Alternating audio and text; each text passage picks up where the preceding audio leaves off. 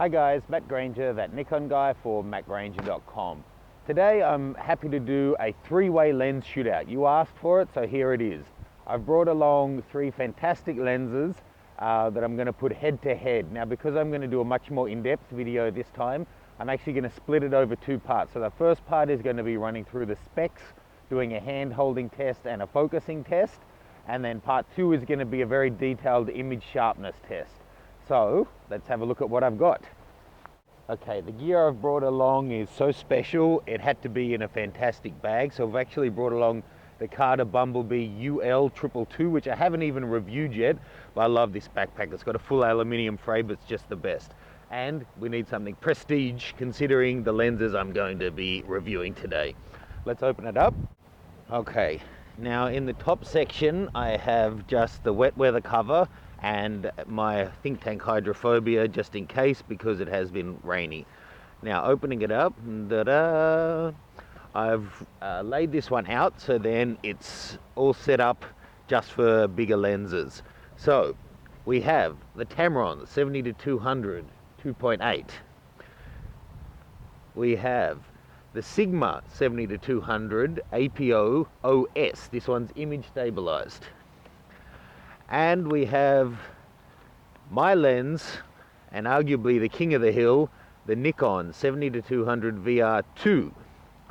And I'm going to put these all head to head today. Okay, standing proud, the Nikon 70-200 VR2. This is the AFS ED nano-coated magic, fantastic, widely claimed as the best 70-200 out there. Often contested, but often claimed. Okay, this comes with VR2, as I said, which they claim has a 4-stop worth of improvement in vibration reduction, and my testing bears that out. It has 21 lens elements in 16 groups, and 7 of them are ED glass. ED glass is extra low dispersion, and the more of them, the better, basically, and the more expensive. It has a 9-blade rounded diaphragm. It has closest focus of 1.4 meters with a minimum aperture of f2.8. The lens is 87 millimeters in diameter and 205.5 millimeters long. It weighs in at 1.54 kilograms and it's made in Japan. Next up, this is the Tamron 70-200. This one does not have VR, but that means that it's lighter and cheaper. It has 18 elements in 13 groups, and 3 of those are LD elements. This also has 9 aperture blades, and this one focuses all the way down to 0.95 meters. That's the closest of all the ones I'm comparing today. And the reason for that is, whilst it doesn't have VR, something this has that none of the others have is a real macro mode. And to help you with your macro, or to make it possible, this one stops down all the way to f32, which is further than any of the other lenses I'm testing today as well. This one is 89.5 millimeters in diameter, so a little bit fatter than the Nikon, and 194.3 millimeters long, considerably shorter. But it weighs in at just 1,150 grams, so 400 grams lighter than the Nikon. It's available in Nikon, Pentax, Sony and Canon mounts, and unlike the Nikon, which has the autofocus switch, a VR switch and a focus mode switch, this doesn't have any switches actually on the lens. The only adjustable thing is manual focus and autofocus is set by pushing forward the focus ring. And last but not least, here is the Sigma 70-200 2.8 OS. So this has Sigma OS, Optical Stabilization, and it's available in 2 modes. Check out the intro video that I've just posted that explains that. This has 22 elements in 17 groups. That's the most elements out of any of the lenses tested. And it also has a 9-blade diaphragm. This has a minimum focus distance of 1.4 meters, which is exactly the same as claimed by the Nikon. Has a minimum aperture of f2.8, exactly the same as the Nikon. It is 86 millimeters wide and 198 millimeters long, so it's a bit smaller than the Nikon. and it's 1.43 kilograms, so it's a little bit lighter as well. This one's available in Sigma, Nikon, Canon, Sony and Pentax mounts, and it's also made in Japan. All of these lenses are. Okay, so in terms of specs, size, dimensions and features, there's not a whole lot that separates these. The Tamron stands out as being the lightest, smallest, it has no VR and it offers macro. That's a big difference. The Sigma and Nikon are very similar though. So to be fair, when I do my final sum up, keep in mind that if you want really close focusing distances and you want the option to do macro, you'll get it with this one. You won't get it with these two. Okay, so I'm going to put these through their paces now. The sun is poking its head through, so I'll be able to do a lens flare test as well. So let's get in. First off, I'm going to do a focus speed test and then a hand holding test. Okay, for the first focus test, I'm going to be focusing on this really dark tree. It's going to offer excellent contrast for the lens and the camera to pick up, so there should be no excuses. It's against a fairly light background.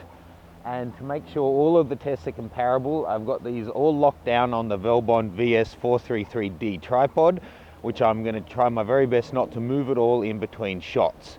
So let's start off with the Sigma. Okay, for all of these first tests, I'm using a central focal point, dead on the tree. I won't be changing anything. Let's just jump straight in. We're on autofocus. For this, I'm turning optical image stabilization off on all of the lenses. And starting from infinity focus, let's go for it. Okay, not bad. And now from close focus. Very, very quick. Let's just try it at 70 mil. We're still focused on the tree from close focus and from infinity focus. Okay, now let's check out the Tamron.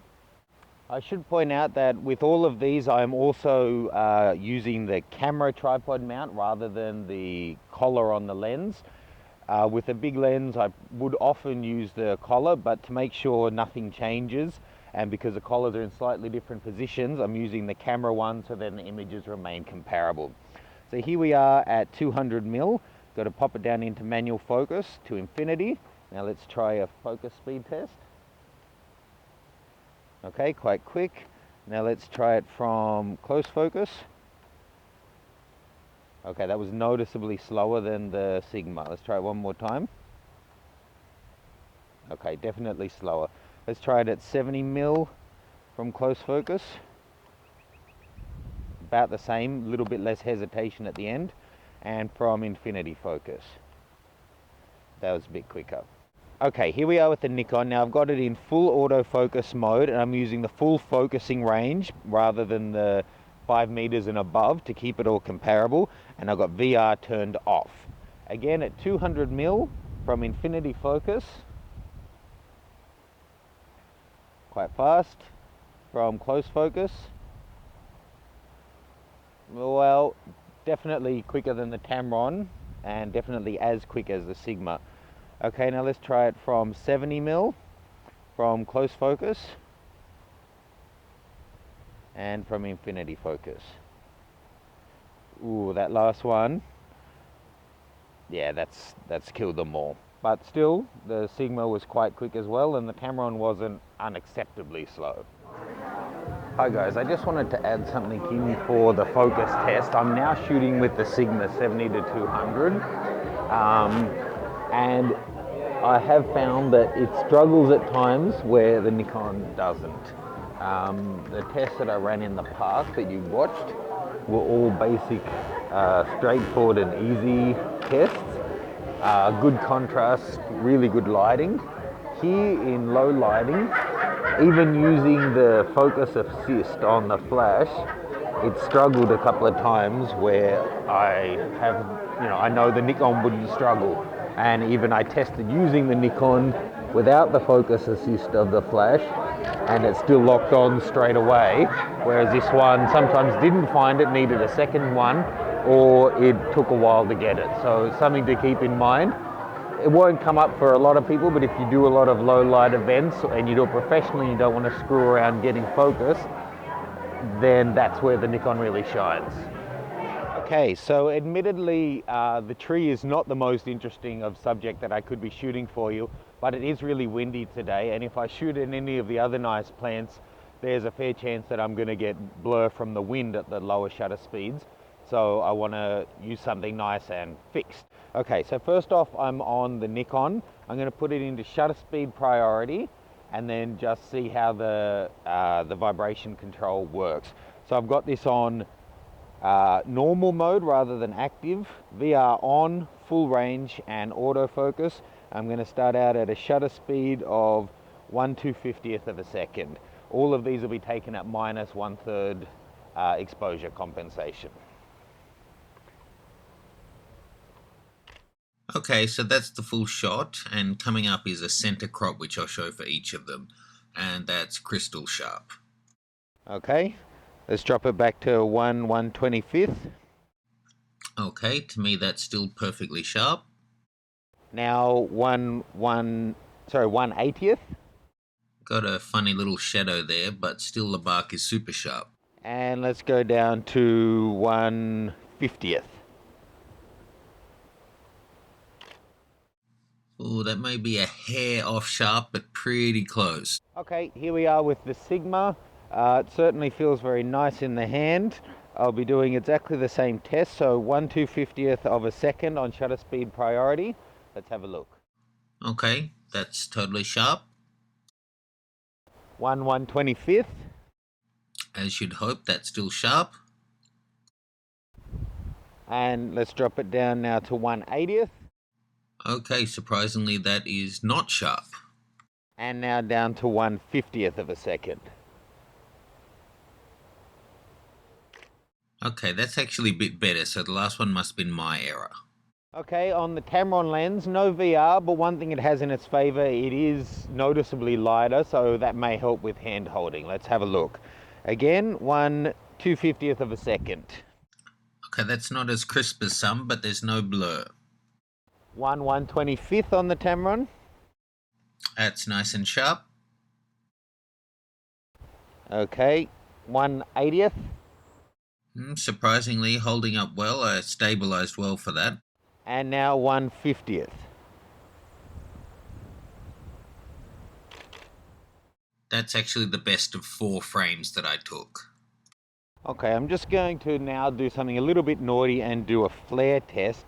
I'm focusing up here in the tree and the sun has just poked its head through the clouds. So we're gonna just see what kind of flares we get from each of the lenses. Now, of course, the sun's changing, so you can't compare these images 100%.